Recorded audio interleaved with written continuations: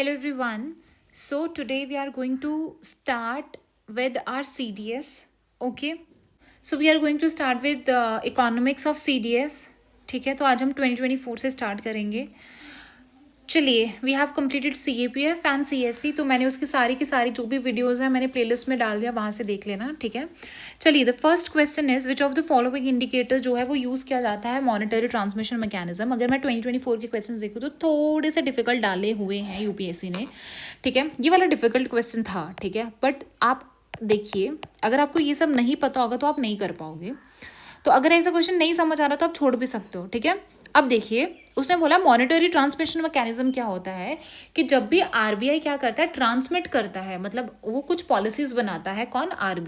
RBI क्या करता है, कुछ पॉलिसीज बनाता है और वो ट्रांसमिट करता है कहाँ पे, और जिनसे क्या होता है, इम्पैक्ट होते हैं. कौन इम्पैक्ट होता है? जो आपकी पब्लिक है, मार्केट है ना. तो लोग जो है वो इससे इम्पैक्ट हो रहे हैं, या मनी सप्लाई इम्पैक्ट हो रही है, उसको क्या बोलते हो आप? Monetary transmission mechanism. और इसके थ्रू वो क्या करता है, आपका जो इन्फ्लेशन वगैरह है उसको रेगुलेट करता है, मनी सप्लाई को देखता है, ग्रोथ वगैरह कराता है. ठीक है, तो वो जब डायरेक्टली इम्पैक्ट करती है लोगों को तो वो हो जाएगा आपका मॉनेटरी ट्रांसमिशन. अब वो बोलता है weighted average landing rate. Now what is landing rate? Landing rate होता है वो रेट जिसपे आपका जो बैंक है वो पैसा देता है लोगों को. अगर लैंडिंग रेट कम होगा आपका, ठीक है, तो इसका मतलब ज़्यादा से ज़्यादा लोग जाएंगे वहाँ पे पैसा लेने, बोरो करेंगे ज़्यादा से ज़्यादा मनी. राइट. वैसे ही अगर आप देखोगे, अब RBI का क्या इससे लेना देना है? RBI ही तो, अगर RBI क्या करता है, बैंक्स को पैसा देता है जब भी ज़रूरत होती है. अगर बैंक्स को ज़रूरत है तो बैंक क्या करते हैं, रेपो रेट पे RBI से पैसा लेते हैं. अगर वो रेपो रेट कम होगा तो बैंक्स कम रेट पे पैसा ले लेंगे और आगे जाके लेंडिंग रेट भी कम रखेंगे. तो हमें तो इम्पैक्ट हो रहा है कि नहीं हो रहा है. वैसे ही average domestic term deposit rate, मतलब हम क्या करते हैं, फॉर एग्जांपल अगर आपके टाइम डिपॉजिट्स हैं, ठीक है, हम टाइम डिपॉजिट करते हैं बैंक्स में और बैंक्स हमें क्या करता है, पैसा देता है. ठीक है, इंटरेस्ट रेट हमें मिलता है कुछ. अब जितना ज़्यादा बैंक इंटरेस्ट रेट हमें दे रहा है उस पर, उतना ज़्यादा हम क्या करेंगे, सेविंग्स करेंगे. ठीक है, हमारा इन्वेस्टमेंट बढ़ेगा, हमारी जो मनी सप्लाई है वो क्या हो जाएगी, इम्पैक्ट करेगी, और इससे इन्फ्लेशन भी कम हो जाएगा. क्यों? क्योंकि हम अपना पैसा, जो मनी सप्लाई है वो किसके पास जा रही है, बैंक के पास जा रही है. ठीक है, सो ये दोनों सही है. अब बात करते हैं MCLR की. Now what is MCLR? ये होता है, इसके थ्रू, ये भी आपका लेंडिंग रेट ही होता है, बट कैसा होता है देखिए, ये मार्जिनल कॉस्ट होती है of fund based lending rate. इसका मतलब क्या होता है, ये मिनिमम एक बेस रखा जाता है RBI के द्वारा कि आपको क्या करना है, इससे कम रेट पे आपको मनी लेंड नहीं करनी है. ठीक है. अब उसने बोला है क्या ये इम्पैक्ट करेगा, 1 ईयर का बोला है उसने, 1 ईयर मीडियन का बोला है MCLR. तो देखिए ये उतना इम्पैक्ट नहीं करता है, क्योंकि ये मिनिमम स्टैंडर्ड है ना, कि इतना तो रहेगा ही रहेगा. तो जब वो स्टेबल है, इतना रहेगा ही रहेगा आपका, इससे नीचे आप अभी लैंड नहीं करोगे तो वो उतना इम्पैक्ट नहीं करता, तो ये नहीं आएगा आपका. फिर आता है आपके पास स्टैंडिंग डिपॉजिट फैसिलिटी. इसमें क्या होता है, फॉर एग्जाम्पल अगर बैंक्स के पास ना अच्छा खासा पैसा है, ठीक है, मतलब एक्स्ट्रा पैसा है, तो बैंक्स अपना एक्स्ट्रा पैसा लेके किसके पास जाएंगे, RBI के पास जाएंगे कि आप क्या कर लो, हमारा पैसा रख लो अपने पास. अब पैसा रखने के RBI इनको इंटरेस्ट रेट देता है. ठीक है, क्योंकि देखो, एक तो तरीका क्या होता है RBI के पास, एक तो RBI को अगर पैसा चाहिए होता है, RBI को भी तो चाहिए होता है ना पैसा, तो अगर RBI को मनी सप्लाई मतलब करनी है तो RBI कभी कभी क्या करता है, बोरो करता है. अगर वो बैंक से बोरो करता है तो वो रिवर्स रेपो रेट से क्या करता है, कि रेपो रेट रहता है आपका, रिवर्स रेपो रेट से RBI पैसा लेता है बैंक से. ठीक है, बट इसके लिए RBI को अपनी गवर्नमेंट सिक्योरिटीज देनी पड़ती हैं. क्या करनी पड़ती है, कोलेटरल वगैरह रखना पड़ता है. बट इसमें क्या होता है, जो भी मैं आपको बता रही हूँ, SDF में क्या होता है, बैंक्स के पास अगर एक्स्ट्रा पैसा है तो वो क्या कर देते हैं, RBI के पास रख देते हैं. RBI के पास रख देते हैं तो RBI को भी पैसा मिल जाएगा और RBI को कोलेटरल भी नहीं देना पड़ेगा. बट हाँ, इस पे वो इंटरेस्ट रेट जो इसको देगा, that will B SDF rate. ठीक है, सो इसका भी कोई इस पे इम्पैक्ट नहीं पड़ता, तो आंसर आ जाएगा आपका 1 और 2. दूसरा आता है मॉनेटरी पॉलिसी. तो मॉनेटरी पॉलिसी सबको पता ही है. फिर से SDF रेट के बारे में पूछता है. तो ये क्या इंट्रोड्यूस हुआ था अप्रैल 2022 में, बिल्कुल सही है. और इसने रिप्लेस किया था आपका फिक्स्ड रिवर्स रेपो रेट, जो मैंने अभी आपको बताया उसको किया था, तो ये भी सही है. चलिए अब आता है वेटेज क्या रहता है डिफरेंट आर्टिकल्स। देखिए जो होलसेल प्राइस इंडेक्स होता है आपका वो क्या देखता है, गुड्स देखता है, सर्विसेज नहीं देखता है, ठीक है। सीपीआई जो होता है प्राइस इंडेक्स, जो सीपीआई होता है कंज्यूमर प्राइस इंडेक्स, वो देखता है दोनों का। अब वेटेज होता है, ठीक है, कितनी किसी की कितनी इंपॉर्टेंस है उसके अकॉर्डिंगली उसको वेटेज दिया जाता है। तो अगर मैं वेटेज की बात करूँ, मैं आपको बता देती हूँ, तो सबसे ज़्यादा वेटेज क्या होता है, मैन्युफैक्चर्ड आर्टिकल जो होते हैं ना आपके, उसका होता है। उससे कम आपका क्या होता है, प्राइमरी। प्राइमरी में पता क्या आती है आपकी, प्राइमरी में आती है कोई एग्रीकल्चर वाली है, ठीक है, फूड मतलब जो फूड से रिलेटेड है वो है, माइनिंग हो गया, तो ये प्राइमरी हो गया। और थर्ड आता है हमारे पास फ्यूल एंड पावर। तो लास्ट वेटेज किसको मिलता है, फ्यूल एंड पावर को, ठीक है। आप यहाँ से देख सकते हो, मैंने लिखा हुआ है यहाँ पे, ठीक है। So primary articles fuel power होता है, एंड मैन्युफैक्चर नहीं लिखा मैंने यहाँ पे, तो मैन्युफैक्चर लिख देना आप, ठीक है। सो एंड मैन्युफैक्चर, ठीक है, मैन्युफैक्चर्ड प्रोडक्ट्स। अब आप देखो यहाँ पे प्राइमरी आर्टिकल्स का कितना, इतना है, फ्यूल एंड पावर का इतना है, और सबसे ज़्यादा जो रहता है वेटेज वो किसका रहता है, मैन्युफैक्चर्ड प्रोडक्ट्स का रहता है, जो टेक्सटाइल केमिकल्स वगैरह आ जाएगा। ओके, सो आंसर क्या है इसका, उसने बोला है दैट फ्यूल एंड पावर का हायर वेटेज होता है WPI then the primary article से। क्या प्राइमरी आर्टिकल से ज़्यादा होता है, जी नहीं, ये तो इसका तो सबसे कम होता है। मैन्युफैक्चर्ड का ज़्यादा होता है फ्यूल एंड, बिल्कुल सही है। So answer is 2 only. बोलता है कि अगर हमारी जो इंडिया है वो फ्री ट्रेड एग्रीमेंट में आ जाती है किसी के साथ, अदर नेशंस के साथ, तो क्या होगा, मतलब हमारा जो एक्सपोर्ट है उस पर क्या चेंजेस आएगा। देखिए, extent of tariff reduction, MFN tariffs.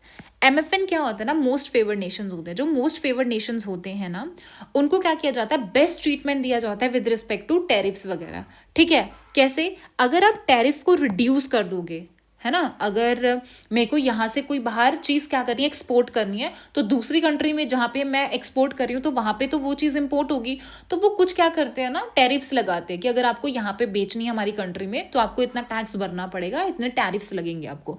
अगर वो टैरिफ रिडक्शन हो जाता है, इसका मतलब क्या, हम ज़्यादा से ज़्यादा वहाँ पे क्या कर पाएंगे, बाहर एक्सपोर्ट कर पाएंगे, तो ये तो होगा। Extent of relaxation in terms of rules of origin, क्या होता है ना, for example this is India, ये कोई बाहर एक्स कंट्री है, यहाँ से कोई प्रोडक्ट आ रहा है तो इंडिया में आया। अब इंडिया में आने से पहले अगर पोर्ट है कोई, यहाँ पे तुम्हारा पोर्ट पे आया प्रोडक्ट, अब यहाँ पे क्या किए जाते हैं ना, कुछ रूल्स हैं, बहुत रिस्ट्रिक्ट रूल्स होते हैं जिसको वो चेक किया जाता है। रूल ऑफ ओरिजिन मतलब कि जो भी प्रोडक्ट यहाँ से यहाँ आ रहा है, क्या वो जहाँ पे क्लेम कर रहा है कि ओरिजिन हो रहा है, क्या वहीं से आ रहा है कि नहीं आ रहा है, ठीक है। तो उसकी पूरी छानबीन की जाती है, बहुत सारे रूल्स होते हैं। तो अगर ये रूल्स को थोड़ा रिलैक्स कर दिया जाएगा तो क्या एक्सपोर्ट हो पाएगा, बिल्कुल हो पाएगा। तो जैसे ये यहाँ पे आ रहा है, वैसे इंडिया वाले भी तो यहाँ पे करेंगे ना, अब बाहर जाके इंडिया वालों को भी तो वो चीज़ रूल्स फॉलो करने पड़ेंगे ना, तो इसीलिए इसमें भी एक्सपोर्ट हो जाएगा।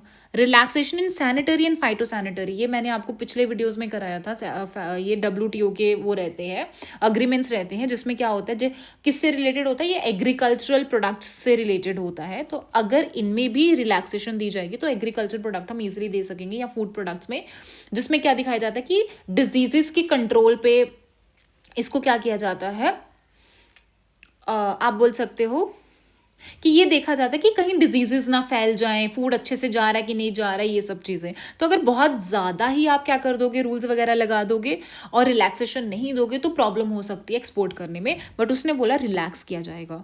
लेवल ऑफ इंफ्रास्ट्रक्चर बिल्कुल सही, अगर हमारे यहाँ पे इंफ्रास्ट्रक्चर अच्छा है, पोर्ट्स वगैरह अच्छा है, लॉजिस्टिक अच्छा है, तो हम अच्छे से क्या कर सकेंगे, बाहर एक्सपोर्ट कर पाएंगे, तो ये भी सही है। लेवल इनकम ऑफ नेशन बिल्कुल सही है। फॉर एग्जाम्पल अगर हम FTA एग्रीमेंट करते हैं USA के साथ या किसी के साथ भी, ठीक है, वहीं पे एक कर रहे हैं हम USA के साथ, दूसरा हम कर रहे हैं कोई भी एक ऐसी कंट्री है, कोई भी डेवलपिंग कंट्री है, या फिर बिल्कुल ही जैसे चलो कोई भी हम ईरान ले लो, कोई भी और ले लो, या फिर और कोई छोटी सी आप क्या ले लो। देखिए, एक आपके पास है कंट्री X, एक है आपके पास कंट्री Y, ठीक है। अब ये जो X कंट्री है वो डेवलप्ड है, और Y जो है मतलब कोई अफ्रीकन कंट्री ले लो आप, ठीक है, अफ्रीकन के साथ करें, और X जो है वो आपका USA वगैरह है या फिर रशिया वगैरह है। तो अगर आप रशिया या USA के साथ FTA में आते हो और दूसरी तरफ आप कोई अफ्रीकन नेशन के साथ आते हो, आप खुद बताओ कहाँ पे ज़्यादा एक्सपोर्ट कर पाओगे, है ना। तो जिसकी इनकम ज़्यादा बढ़ रही है तो उसको डिमांड भी तो ज़्यादा होगी प्रोडक्ट्स की, तो वहाँ पे ज़्यादा प्रोडक्ट्स जाएंगे। इनके पास तो पैसा ही नहीं होगा तो लेंगे कहाँ से आपके products. So D would be the answer. अब आता है जीडीपी डिफ्लेटर। देखिए जीडीपी डिफ्लेटर क्या होता है, ये बताता है कि जो आपकी जीडीपी है वो कितनी डिफ्लेट की है, कितनी आपकी डाइवर्ट की है। फॉर एग्जाम्पल आपके पास होता है एक होती है आपके पास नॉमिनल जीडीपी, एक होती है आपके पास रियल जीडीपी, ठीक है। अब जो नॉमिनल जीडीपी क्या होती है, वो होती है अभी के प्राइस पे, ठीक है। फॉर एग्जाम्पल आज आपके अनियन जो है, अनियन का प्राइस बढ़ गया, बट एक हफ्ता पहले उसका अनियन का प्राइस थोड़ा कम था। बट ये जो नॉमिनल जीडीपी होगी ना, वो प्रेजेंट उस पर देखेगी कि तुम्हारी जीडीपी कितनी है, जिसमें आपका इन्फ्लेशन जो रेट होगा वो एडजस्ट नहीं किया होगा। प्रेजेंट प्राइस पे ही आपकी जीडीपी देखोगे। अगर आप प्रेजेंट प्राइस पे जीडीपी देख रहे हो तो आपको बढ़ी हुई लगेगी, है ना। अब आप बोलोगे कि मैंने फॉर एग्जाम्पल अगर आज आप बोलते हो मैं 10 साल पहले ना 100 रुपये कमाता था और आज मैं 1000 रुपये कमाता हूँ, ठीक है, तो आप बोलोगे वाह यार मेरा तो इतना ज़्यादा बढ़ गया मेरा तो। बट ये भी तो सोचो 100 रुपये की वैल्यू जो 10 साल पहले थी आज 1000 रुपये की वैल्यू के इक्वली है। इसका मतलब आपने इन्फ्लेशन रेट को एडजस्ट नहीं किया। So this will be the nominal GDP जो अभी प्रेजेंट प्राइस पे आप दिखा रहे हो, ठीक है। बट रियल जीडीपी क्या होता है, एक बेस ईयर लिया जाता है, मतलब एक पीरियड देखा जाता है कि 10 साल में कितना है या 5 साल में कितना है, ठीक है। तो एक बेस प्राइस पकड़ के चलता है और इसमें इन्फ्लेशन जो होता है वो एडजस्ट किया जाता है। अब इसको आप अगर 100 से मल्टीप्लाई कर दोगे तो ये आपका फॉर्मूला होता है जीडीपी डिफ्लेटर की कितनी जीडीपी जो है वो डिफ्लेट की है, ठीक है। उसने बोला GDP deflator capture the average price of an unchanging basket. जी नहीं, एवरेज प्राइस नहीं, टोटल जितना भी आपका गुड्स एंड सर्विसेज है सारा उसमें ये आ जाता है, that constitute the GDP. So ये आपका गलत हो जाएगा। दूसरा बोलता है GDP deflator can be used to measure the real GDP economy but not inflation rate. जी नहीं, वो इन्फ्लेशन रेट भी बताएगा। जब आपके पास पता चलेगा दैट रियल जीडीपी इतनी है, नॉमिनल इतनी, तो हम इन्फ्लेशन रेट निकाल सकते हैं कि कितने रेट से इन्फ्लेशन बढ़ रहा है आपका, ठीक है, वो भी बता सकते हो। इसमें D will be the answer, D is answer. अब आता है प्राइस इंडेक्स के बारे में पूछा। अब प्राइस इंडेक्स तो आप पढ़ते ही हो, प्राइस कौन कौन से, कंज्यूमर प्राइस इंडेक्स है या WPI है। तो प्राइस इंडेक्स कैप्चर करता है change in the average price. तो अगर आप CPI देखोगे तो CPI का यही काम होता है। CPI क्या करता है, कंज्यूमर प्राइस इंडेक्स में ये देखा जाता है कि कंज्यूमर किस प्राइस पे क्या कर रहे हैं, कोई भी एक फूड या सर्विसेज को ले रहे हैं तो उसमें कितना चेंज होता है, तो वो कौन कैलकुलेट करता है, कंज्यूमर प्राइस इंडेक्स। तो सही ये कैप्चर करता है change in the average price of a constant basket of commodities. उसने बोला अगर प्राइस इंडेक्स की जो वैल्यू है आज 100 रुपये है, दूसरे साल 110 है और तीसरे साल 121 है, तो इसमें जो आपका इन्फ्लेशन रेट होगा वो कैसे होगा। देखिए आप परसेंटेज तो निकालते हैं कि कितना परसेंट इंक्रीज हुआ, कितना परसेंट इंक्रीज हुआ। तो अगर आप देखोगे पहले आपके पास 100 था, 121 सॉरी 110 एंड 121, ठीक है। पहले 100 था, अगले साल 110 हुआ, देन 121 हुआ। अब अगर यहाँ पे देखो कितना बड़ा, 10 रुपये से बड़ा, इसका मतलब 110 माइनस 100 कितना हुआ, 10 रुपये अपॉन कहाँ से बड़ा, बेस क्या था 100 रुपये से बड़ा इंटू 100, तो ये और ये कैंसिल हो गया 10%। तो इसका मतलब पहले साल का 10% बढ़ा, तो ये तो समझ आ गया। अब दूसरे साल का, दूसरे साल में 110 से बड़ा है, वो 110 से 121 हुआ है, तो इसका मतलब 121 में से तुमने 110 माइनस किए, किससे बड़ा, 110 से बड़ा बेस ये था, तो यहाँ पे ऐसे 100, ये कैंसिल हो जाएगा, तो कितना आ जाएगा आपके पास 10%। इसका मतलब 10% ही बड़ा, 21% नहीं होगा। सो इसका आंसर क्या आ जाएगा आपके पास, ओनली ए पार्ट। नेक्स्ट आपके पास होता है which of the following statements. अच्छा देखिए अगर आप मोस्ट ऑफ हमारे इंडिया रिजर्व्स देखोगे ना, वो फॉरेन करेंसी में ही है। देखिए क्या होता है ना, हमारी जो रुपी है, हम अपनी रुपी को यूज़ कर लेते हैं फॉरेन एसेट्स खरीदने के लिए, फॉरेन करेंसी खरीदने के लिए, ठीक है। मेजॉरिटी में हमारे डॉलर्स में है, ओके, गोल्ड वगैरह भी है। उसने बोला there is no cost of holding foreign currency as a reserve. देखिए डायरेक्ट कॉस्ट नहीं बोल सकते, बट बहुत सारी ऐसी कॉस्ट होती हैं जो हमें पे करना पड़ता है। वैसे नो बहुत एक्सट्रीम हो जाएगा। सो आंसर इसका ए है। मैं आपको बताती हूँ, एक हमारे पास एक कॉन्सेप्ट होता है, अपॉर्चुनिटी कॉस्ट का कॉन्सेप्ट होता है, ठीक है। क्या होता है आपके पास, अपॉर्चुनिटी कॉस्ट। अब अपॉर्चुनिटी कॉस्ट का मतलब क्या होता है, अगर मैंने फॉर एग्जाम्पल मेरे पास 10,000 है, ठीक है, और मेरे पास दो ऑल्टरनेटिव्स हैं कि मैं या तो 10,000 ए चीज़ में लगा दूं या फिर मैं बी चीज़ में लगा दूं, ठीक है। बी आपका आ जाएगा इंफ्रास्ट्रक्चर और ए आ जाएगा आपके पास फॉरेक्स रिजर्व। फॉरेक्स मतलब फॉरेन करेंसी को खरीदने के लिए या मैं 10,000 यूज़ कर सकती हूँ, या फिर मैं इंफ्रास्ट्रक्चर बनाने के लिए या एजुकेशन पे मैं क्या कर सकती हूँ, इन्वेस्ट कर सकती हूँ। अगर मैं ये 10,000 किस में लगा देती हूँ, फॉरेक्स में लगा देती हूँ, फॉरेन करेंसी को खरीदने में लगा देती हूँ, इसका मतलब जो मेरे पास ये वाली अपॉर्चुनिटी थी वो मैंने लूज कर दी, तो दैट इज अपॉर्चुनिटी कॉस्ट। तो इसमें जो अपॉर्चुनिटी कॉस्ट होती है वो ज़्यादा होती है। क्यों होती है, सिग्निफिकेंट क्यों होती है? बिकॉज जो पैसा आप फॉरेन करेंसी खरीदने में लगा रहे हो वही पैसा अगर आप एजुकेशन पे, इंफ्रास्ट्रक्चर पे लगाते तो वहां पे आपको ज़्यादा क्या हो सकता था, आउटपुट मिल सकता था, ठीक है। सो ये दिस इज अपॉर्चुनिटी कॉस्ट। दूसरा होता है अगर आपको फॉरेक्स रिजर्व्स को मेंटेन करके रखना है, उसमें भी आपकी क्या लगती है, कॉस्ट लगती है, ठीक है।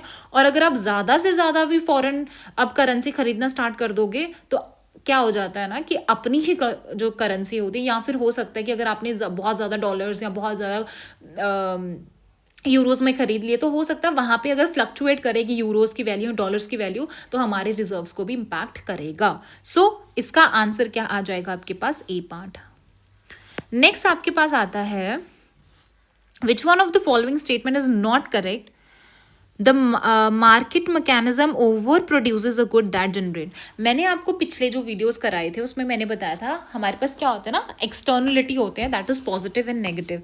एक्सटर्नलिटी मतलब क्या, अगर for example you have A person and B person, so इन दोनों के बीच में ट्रांजेक्शन हो रहा है, बाय सेल हो रहा है, बट अगर इन दोनों के ट्रांजेक्शन से कोई थर्ड पार्टी इम्पैक्ट होती है, कोई सी है जो इम्पैक्ट हो रही है, तो उसको क्या बोलोगे आप, एक्सटर्नलिटी बोलोगे। अगर वो पॉजिटिवली हो रहा है तो पॉजिटिव, और अगर नेगेटिव हो रहा है तो नेगेटिव। पॉजिटिव में अगर आप देखोगे क्या होता है, अगर मैं एजुकेशन पे क्या कर रही है, गवर्नमेंट इन्वेस्ट कर रही है एजुकेशन में, तो अगर एजुकेशन बढ़ेगा मतलब बच्चा क्या होगा, डायरेक्ट तो ये हो गया कि बच्चों को डायरेक्ट बेनिफिट क्या हो रहा है कि बच्चों को एजुकेशन मिले, बट इनडायरेक्ट क्या होगा, उससे अलग अलग सेक्टर्स का ग्रोथ होगा, चाहे वो सर्विस सेक्टर है, मैन्युफैक्चरिंग सेक्टर है, ठीक है, स्किल डेवलपमेंट होगा, तो बहुत सारी चीज़ें क्या हो जाएंगी, थर्ड पार्टी को बेनिफिट होगा, ठीक है। वैसे ही क्या है, नेगेटिव की बात करो, अगर आप स्मोकिंग की बात करोगे, ठीक है, स्मोक तो एक पर्सन कर रहा है बट उसके नेगेटिव इम्पैक्ट क्या हो रहे हैं, पॉल्यूशन हो सकता है, फिर उसके बाद जो दूसरा इंसान आपके पास खड़ा है वो पैसिव स्मोकर बन सकता है, तो ये क्या हो सकता है, आपके इनडायरेक्ट इम्पैक्ट हो गए, ठीक है। अब उसने क्या बोला है, और सोसाइटी के लेवल पे किया जाता है कि सोसाइटी के लेवल पे, थर्ड लेवल पे किसी को क्या हो रहा है, उसने बोला जो मार्केट मैकेनिज्म में अगर आप देखोगे, अगर आप ज़्यादा से ज़्यादा गुड्स प्रोड्यूस करोगे, क्या पॉजिटिव एक्सटर्नलिटी होगा? खुद बताओ, अगर मैं पहले 10 प्रोडक्ट्स बनाती थी, अब मैं 20 बना रही हूँ, तो प्रॉफिट किसको होगा, मुझे होगा, जो खरीद रहा है। एक तो हो गया कंज्यूमर, एक तो हो गया सेलर, तो सेलर को प्रॉफिट हो रहा है और कंज्यूमर उसको खरीद रहा है, क्या तीसरा पर्सन इससे पॉजिटिवली इम्पैक्ट होगा? जी नहीं, तीसरा बंदा कैसे इससे पॉजिटिवली इम्पैक्ट हो जाएगा? सो ये आपका गलत हो जाता है, पहले वाला ही। अगर बाकी की देखो, जैसे उसने बोला कि अगर आप जो भी ट्रेड ऑफ पोल्यूशन जो परमिट्स होती है उसमें आप करते हो, तो वो गवर्नमेंट यूज़ करता है सोशल ऑप्टिमम को अचीव करने के लिए, ये सही है।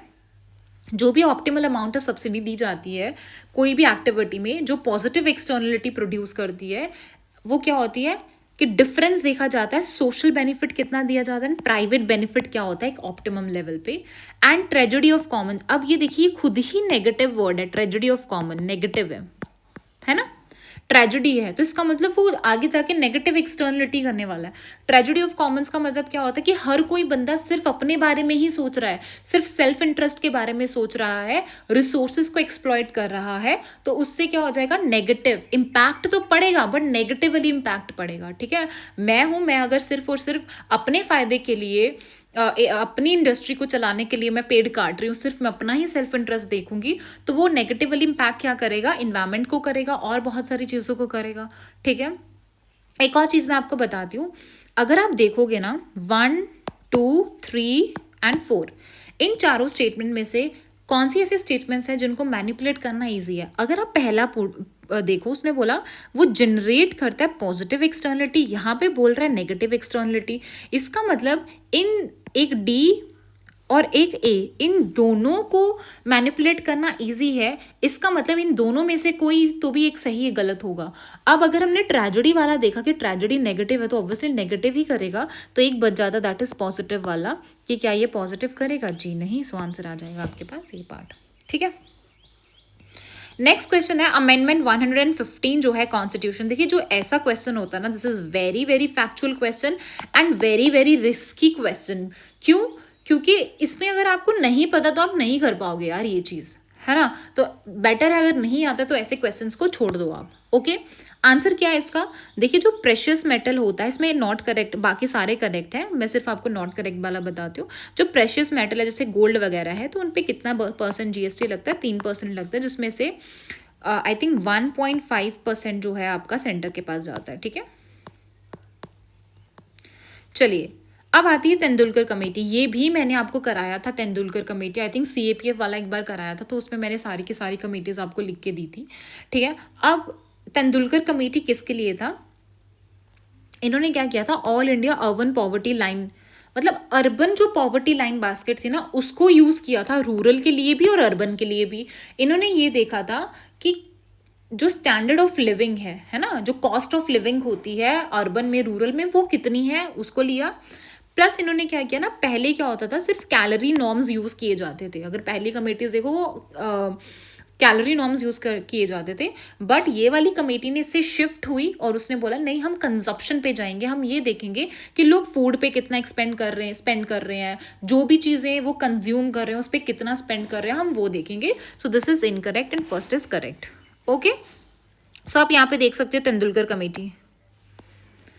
चलिए नेक्स्ट आपके पास आता है which of the following components of central government taxes. देखिए जो पेट्रोलियम प्रोडक्ट्स पे जो टैक्सेस लगते हैं, एक्साइज ड्यूटी लगती है, तो इनमें से कौन सी है जो आप शेयर कर सकते हो स्टेट के साथ, कौन सी नहीं होती है? तो बेसिक एक्साइज ड्यूटी जो होती है वो शेयरेबल होती है, ठीक है। बाकी ये और ये नहीं होती है, ठीक है, ये और ये नहीं होती है। सो आंसर क्या हो जाएगा? So these two are not shareable, ठीक है। तो इसलिए आंसर आ जाएगा आपके पास 2 and 3। उसने बोला जो level of per capita GDP है, जो भी आपकी आज GDP है, वो किस पे डिपेंड करती है? देखिए क्या आपकी ये देखती है, अगर आज हमारी वर्किंग एज पॉपुलेशन ज़्यादा है तो ऑब्वियसली वो ज़्यादा वर्क करने की कैपेसिटी और ज़्यादा GDP बढ़ाने की कैपेसिटी है, इसलिए तो हम बोलते हैं ना डेमोग्राफिक डिविडेंड है हमारा, तो स्किल डेवलपमेंट होना चाहिए एंड ऑल दैट, तो ये भी होगा। वर्क पार्टिसिपेशन रेट, मतलब कितना पार्टिसिपेशन रेट है वो भी देखा जाता है, और एक वर्कर की कितनी प्रोडक्टिविटी है उस पर भी डिपेंड करता है तुम्हारी GDP, डायरेक्टली नहीं तो इनडायरेक्टली तो करेगी ही करेगी, ठीक है। सो आंसर आ जाएगा 1, 2 and 3। नेक्स्ट मैंने आपको बताया था एक होता है ब्रॉड मनी, एक होता है नैरो मनी। सो जो M1 होता है वो सबसे ज़्यादा आपकी नैरो मनी होती है, मतलब सबसे ज़्यादा लिक्विड होती है, सबसे ज़्यादा एक्सेसिबल होती है। तो मैंने आपको बताया कि जो जल्दी एक्सेसिबल है वो जल्दी क्या हो जाएगी आपकी, वो आपकी नैरो मनी में आएगी। सो टाइम डिपॉजिट जो होते हैं ना वो ब्रॉड मनी में आता है, क्योंकि टाइम डिपॉजिट क्या होता है ना, इसकी मेच्योरिटी का ईयर होता है, टाइम पीरियड होता है कि वो इतने टाइम पीरियड के बाद मेच्योर होगा, है ना। तो this comes under broad money. तो 3 वाला कैंसिल कर दीजिए आप, you will be left with 2 and 4। अब आता है डिमांड डिपॉजिट्स एंड करेंसी आएगा, बट रिजर्व्स, जो रिजर्व्स होते हैं वो भी आप क्या करते हो, काफ़ी टाइम तक रखते हो, तो रिजर्व्स भी नहीं आएगा, थोड़ा ना रिजर्व्स को जाके निकलवाओगे। सो आपका 1 भी गलत, 2 and 4 इज द आंसर। अब आता है किस में से, इनमें से कौन सा जो नेशनल इनकम की उसमें नहीं आता। जब भी हम नेशनल इनकम निकालते हैं ना इंडिया की, तो उसमें कौन सा है जो इसमें से नहीं आता। उसने बोला इम्पोर्ट्स सब्ट्रैक्ट, बिल्कुल सही। अगर आपने रियल GDP देखनी है कि सच में हमें कितना फ़ायदा हुआ है, तो हमें इम्पोर्ट तो माइनस करना ही पड़ेगा। इम्पोर्ट्स कैसे हम रख सकते हैं, तो ये सही है। Net factor payment earn from abroad are included in.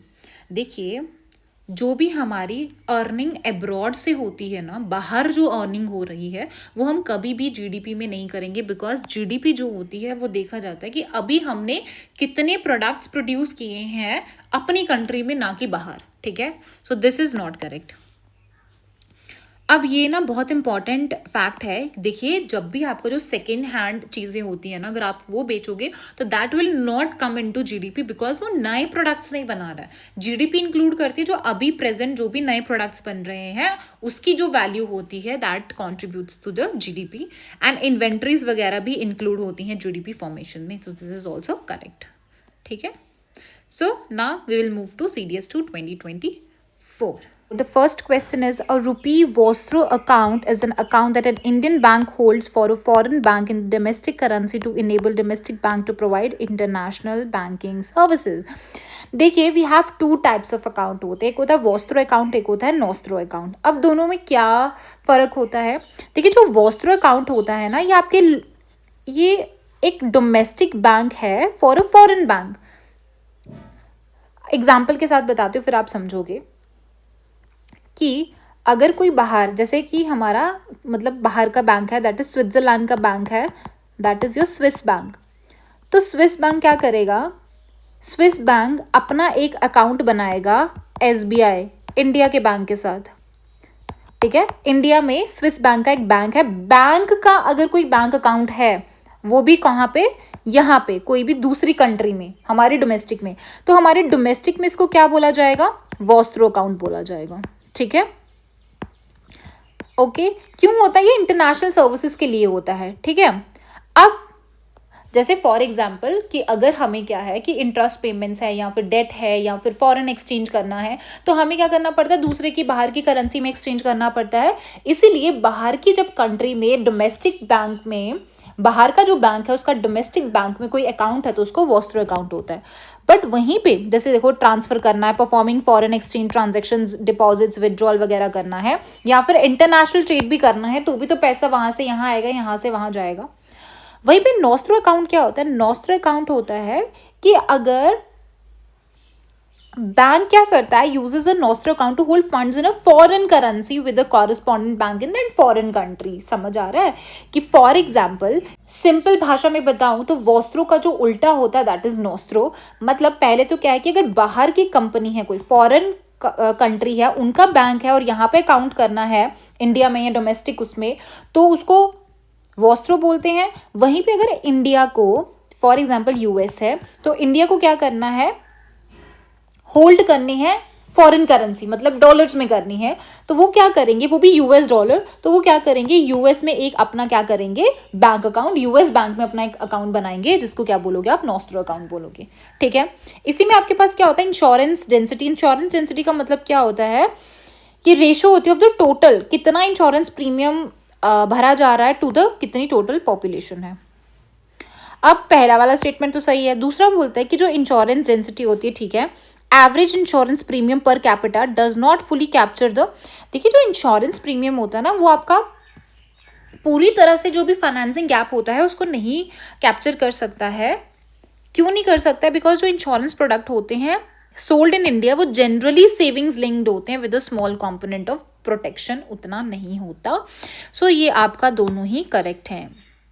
Additional spending by the government is likely to have less impact on income than an additional transfer of X to the household. एक बात बताइए, अगर आप DBT transfer करते हो, for example मैंने direct transfer किया,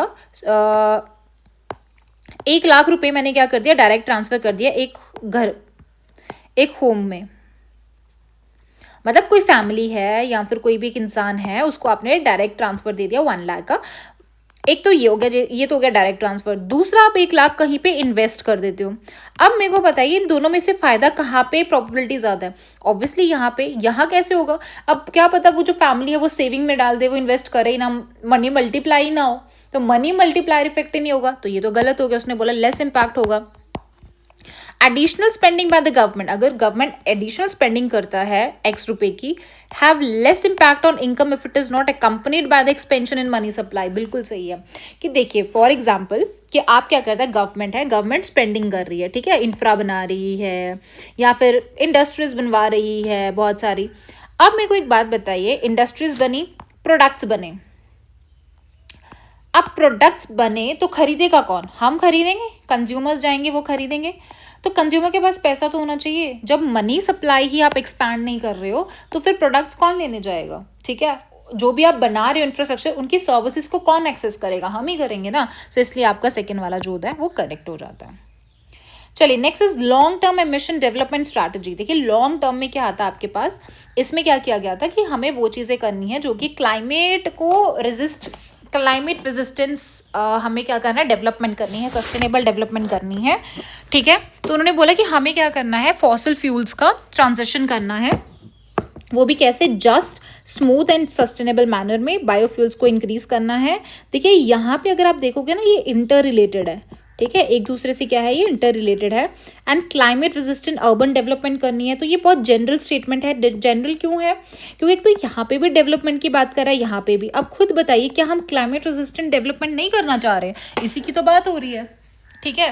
last है फाइनेंस करना, financing of sustainable development through green bonds. Green bonds किस लिए दिए जाते हैं? ये इशू किए जाते हैं उन इंडस्ट्रीज वगैरह को जिनको क्या करना है, जो ग्रीन इंफ्रास्ट्रक्चर में इन्वेस्ट करना चाह रहे हैं। बट ये जो आपका है फोर्थ वाला, ये इनडायरेक्टली आप बोल सकते हो कि मतलब किया जाएगा, बट एक्सप्लिसिटली मेंशन नहीं किया हुआ है। सो आंसर आपका 1, 2 और 3 आ जाएगा। 12 5-year प्लान मैंने आपको PYQs में पहले भी आपको सॉल्व करा दिया है, that is sustainable and inclusive growth, और इसके मैंने आपको नोट्स पे बता दिए थे कहाँ पे है। Which of the following is not included in capital account of balance of payments. तो कौन सा कैपिटल अकाउंट में नहीं आता है? देखिए फॉरेन डायरेक्ट इन्वेस्टमेंट है, इसका मतलब पैसा इन्वेस्टमेंट आ रहा है और एसेट्स बनेंगे। तो अगर इन्वेस्टमेंट्स आ रही है और पैसा आ रहा है आपके उसमें और एसेट्स बन रहे, इसका मतलब कैपिटल होगा। कमर्शियल बोरोविंग, आप बोरोविंग कर रहे हो, किस लिए करोगे? इन्वेस्टमेंट के लिए करोगे ना, एसेट्स बनाने के लिए करोगे, तो ये भी कैपिटल अकाउंट है। एक्सटर्नल असिस्टेंट भी कमर्शियल बोरोविंग की तरह होती है, बाहर से असिस्टेंस ले रहे हो ताकि आप इन्वेस्टमेंट कर पाओ। बचता है इनविजिबल्स। इनविजिबल्स क्या होता है? ये सिंपल आपकी ट्रांजेक्शन्स होती है। फॉर एग्जाम्पल अगर आपको बाहर कहीं पे मतलब अगर ट्रेड कर रहे हो या सर्विसेज ले रहे हो, तो वो सिंपल ट्रांजेक्शन्स में आता है, उससे कुछ बन नहीं रहा, ठीक है, आप सर्विसेज ले रहे हो, पैसा दे रहे हो, ठीक है, तो इनविजिबल्स में आ जाता है आपका, जो कि इनविजिबल आपका किस में आ जाता है? रेवेन्यू अकाउंट में आ जाता है। नेक्स्ट आपके पास आता है आत्मनिर्भर भारत स्कीम है, अनाउंस की गई थी। इन्हांस करने के लिए इंडिया का मैन्युफैक्चरिंग कैपेबिलिटी एंड एक्सपोर्ट, बिल्कुल सही है। इंसेंटिवाइज करना फॉरेन इन्वेस्टमेंट को फॉर, अब इसी के अंडर आत्मनिर्भर भारत के अंडर ही ये बोला गया था कि हमें क्या करना है, इंसेंटिवाइज करना है फॉरेन इन्वेस्टमेंट को ताकि डोमेस्टिक प्रोडक्शन को बढ़ाया जा सके। सो दोनों ही करेक्ट है। बाकी आप ये आत्मनिर्भर यहाँ से पढ़ सकते हो, ठीक है, ये पूरा 2020 में कोविड के टाइम पे होता। 5 मेन पिलर्स देख सकते हो आप, ठीक है, वोकल फॉर लोकल एंड ये जो आप ये जो इंसेंटिवाइज वाला ना, वो प्रोडक्शन लिंक इंसेंटिव स्कीम थी जो इसके अंडर आई थी, तो उसमें बोला गया था। Next is which of the following. देखिए परफेक्ट कंपटीशन में आपको PYQs में ऑलरेडी पिछले वीडियोस में करा चुकी हूँ। परफेक्ट कंपटीशन में क्या होता है ना कि एंट्री एग्जिट आपका इजी होता है, आप होमोजीनियस प्रोडक्ट बेच रहे होते हो, ठीक है। उसने बोला market price must be greater और equal to average variable in short run, बिल्कुल सही है। कम क्यों नहीं हो सकता आपका market price average variable cost से? क्योंकि एवरेज वेरिएबल कॉस्ट क्या होता है ना कि आप क्या करते हो ना, वेरिएबल मतलब ऐसे ज्यादा करके देखते हो, कॉस्ट कम करके देखते हो, या फिर तुम्हारी जो सप्लाई है या फिर जो तुम्हारा आउटपुट होता है उसके बेसिस पे तुम प्राइस को ज्यादा कम करते हो ताकि तुम्हें प्रॉफिट हो।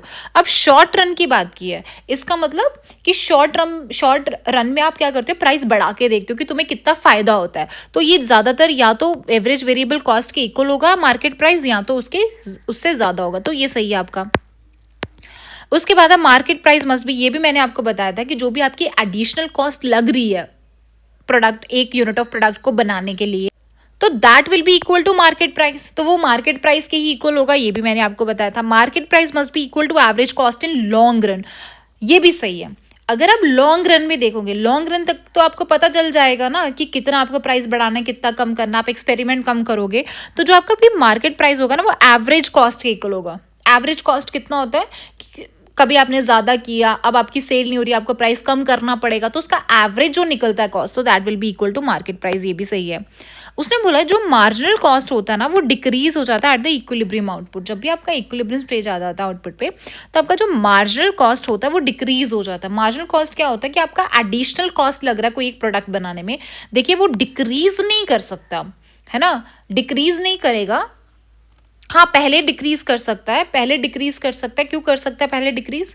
पहले डिक्रीज इसलिए कर सकता है क्योंकि आपने क्या कर दिया, आप हो सकता है आपने एक प्रोडक्ट को बनाने के लिए जितना पैसा जो भी लगाया, कॉस्ट लगाया है, तो आप क्या करते हो, प्राइस हाई रखते हो ताकि आपको प्रॉफिट हो। बट ऐसा नहीं हो सकता कि आप वो लॉन्ग टर्म में उसको सस्टेन कर पाओ, आपको कम भी करना पड़ सकता है। हो सकता है कि आपको एक एक्स्ट्रा प्रोडक्ट बनाने के लिए एक्स्ट्रा कॉस्ट लगे, ठीक है, तो वो डिक्रीज नहीं होता एट द इक्विलिब्रियम आउटपुट। ये आपका आंसर आ जाएगा डी पार्ट।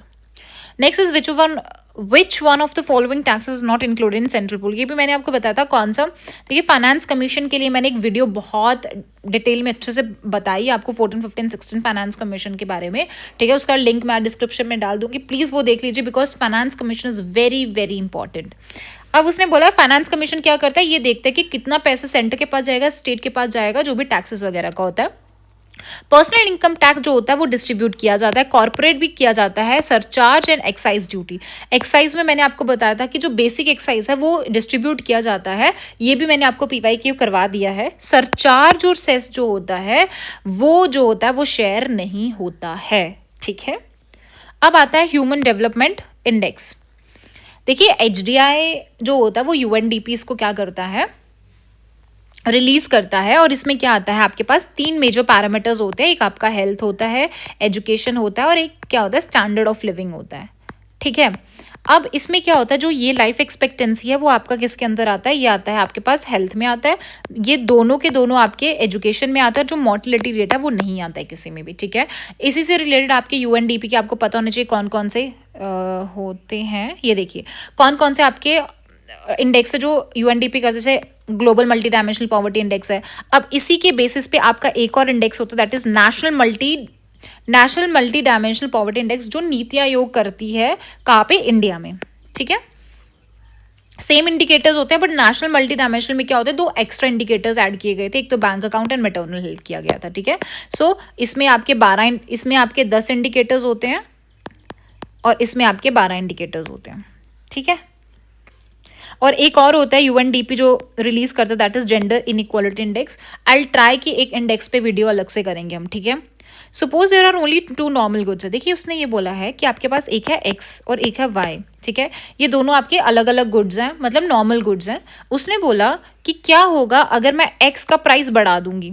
अगर मैं X का प्राइस बढ़ा दूंगी तो एक तो चीज़ मेरे को पता है कि इसकी डिमांड कम हो जाएगी, ठीक है, डिमांड कम हो जाएगी। तो इस पे वाई पे फर्क पड़ेगा? जी नहीं। क्यों? क्योंकि हमें पता ही नहीं है कि वाई उसका कॉम्प्लीमेंट है, सब्सटीट्यूट है या क्या है ना। तो इसीलिए डिमांड जो है एक्स की वो तो कम हो जाएगी, बट वाई की इनडिटर्मिनेट नहीं पता हमें।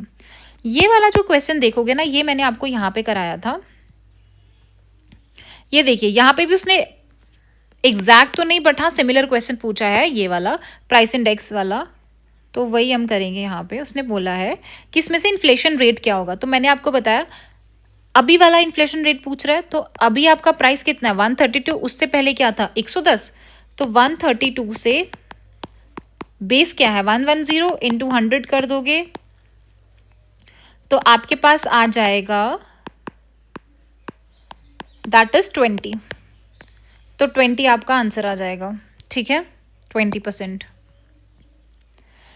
रंगराजन कमेटी के लिए बोल रहा है methodology determining the poverty line. So आपके पास पहले मैंने आपको तेंदुलकर कमेटी पढ़ाई पीछे, उसमें अभी आती है रंगराजन कमेटी। तो रंगराजन कमेटी ने ये चीज़ बोला था, इसने थोड़ा और ब्रॉड पर्सपेक्टिव लिया। उसने बोला कि हम इसमें फूड कंपोनेंट तो ऐड करेंगे ही करेंगे, बट हम इसमें नॉन फूड आइटम्स भी करेंगे। अब नॉन फूड आइटम्स में भी 2 था, एक तो थे नॉर्मेटिव लेवल पे। नॉर्मेटिव लेवल पे क्या हो जाता है, जैसे ये क्लोथिंग हो गया, शेल्टर हो गया, ये बेसिक हो गया। बट और भी चीज़ें होती है जो बिहेवियर, जैसे मतलब कि जो मेरे बिहेवियर पे डिपेंड करेगा कि और कौन कौन सी नॉन फूड आइटम्स है जो मैं क्या कर सकती हूँ, ले सकती हूँ, ठीक है। सो इसमें से जो है आंसर है इस 1 and 2 and 3। बाकी आप इसके साथ देख सकते हो, ये तो तेंदुलकर कमेटी है, ये आपकी रंगराजन, आप पढ़ लेना अच्छे से, ठीक है। और एक और चीज़ रंगराजन ने ये चीज़ बोला था कि हमें जो पॉवर्टी लाइन है उसको 972 per capita per month in rural areas करनी पड़ेगी एंड 1407 कहाँ पे करनी पड़ेगी, अर्बन एरियाज में करनी पड़ेगी। नेक्स्ट आपके पास आता है, देखिए there is a investment infrastructure fund. मैंने आपको ये NIIFB बताया था कि ये जो मेजरली किस में इन्वेस्ट करती है, एक्सक्लूसिवली इंफ्रास्ट्रक्चर में करती है, ठीक है। अब ये जो national investment infrastructure fund limited है, इसके अंडर आपके 3 फंड्स आते हैं। एक होता है मास्टर फंड, एक होता है फंड ऑफ फंड्स, और एक होता है स्ट्रैटेजिक अपॉर्चुनिटीज फंड। तो ये ग्लोबल इन्वेस्टमेंट फंड नहीं आता इसमें। क्यों नहीं आएगा? देखिए ग्लोबल है वो और ये नेशनल है। अगर आपको ऑड वन करना होता तो आप वैसे भी डी पार्ट आंसर लगा सकते थे इसमें, ठीक है। So you need presence of mind in order to solve these types of questions, right. So NIFFL मैंने यहाँ पे आपको करा दिया है, यहाँ पे आपको मिल जाएगा, ठीक है। मास्टर फंड होता है, फंड ऑफ फंड्स होता है, स्ट्रैटेजिक अपॉर्चुनिटीज होता है, ठीक है। चलिए अब आता है Pandit Deendayal Upadhyay national welfare fund था। ये देखिए ये किसके लिए किया गया था, जो स्पोर्ट्स पर्सन्स हैं उनके लिए किया गया था। तो ये भी मैंने नीचे कर दिया पर्पस क्या था। इस्टेब्लिशमेंट हुआ था 2016। टारगेट ग्रुप मैंने आपको बता दिया कि टारगेट ग्रुप है sports person rather than medical, ये नहीं होते हैं। एडमिनिस्ट्रेशन क्या है, कौन करता है, ministry of youth affair and support देखता है। असिस्टेंस किस टाइप की दी जाती है, जैसे मेडिकल ट्रीटमेंट दिया जाएगा, फाइनेंशियल एड दी जाएगी ट्रेनिंग के लिए, असेंशियल नीड्स दी जाएगी to support person in distress में। एलिजिबिलिटी क्राइटेरिया क्या है कि आप क्या होना चाहिए, being a national and international sports person होना चाहिए, ठीक है। लास्ट क्वेश्चन है which one among the following item comprises a major portion of revenue. देखिए रेवेन्यू एक्सपेंडिचर सबसे ज्यादा हमारा खर्चा किस में जाता है। मैं आपको पीवाईक्यू बताऊं, एक और है, शायद अब मैंने कराया नहीं है। तो ये आपका 2023 में पूछा गया था क्वेश्चन इंटरेस्ट पेमेंट्स पे, ठीक है। तो इसका भी आंसर क्या है, इंटरेस्ट पेमेंट्स है। क्यों, क्योंकि सबसे ज़्यादा हम बोरोविंग ही करते हैं, गवर्नमेंट सबसे ज़्यादा पैसा उठाता है, बोरोविंग करता है। तो ऑब्वियसली अब ज़्यादा एक्सपेंडिचर जाएगा भी उसको चुकाने के लिए, डेट को चुकाने के लिए, इसीलिए इसका आंसर इज इंटरेस्ट पेमेंट्स, ठीक है। अभी करते हैं हम 2023 को।